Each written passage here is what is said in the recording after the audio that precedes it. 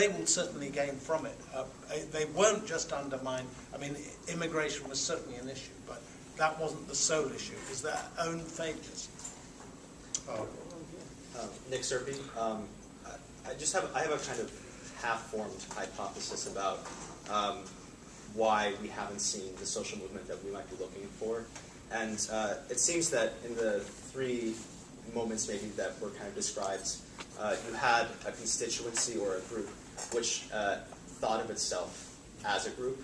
And I wonder if in the current crisis we're seeing a structurally different situation in the sense that, one, if we want to look at people whose homes have been foreclosed, it's hard to see them in terms of a community forming.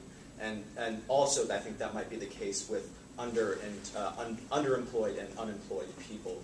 And I think tied in with that, and tied in with the rise of the Tea Party, I think outrage is a very important emotion in terms of forming an insurrection.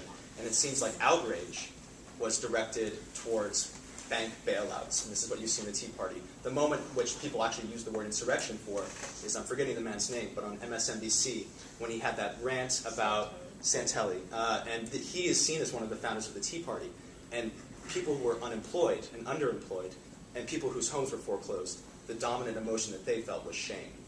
And I think that might be a pessimistic sort of hypothesis, but I don't know how to transform that.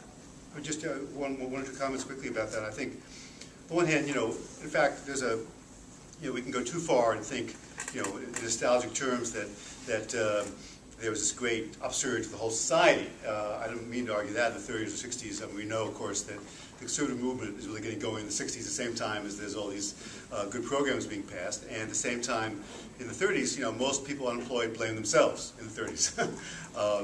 But again, in relation to what Michael was saying before, but there was no right-wing movement to say it's your fault or let's blame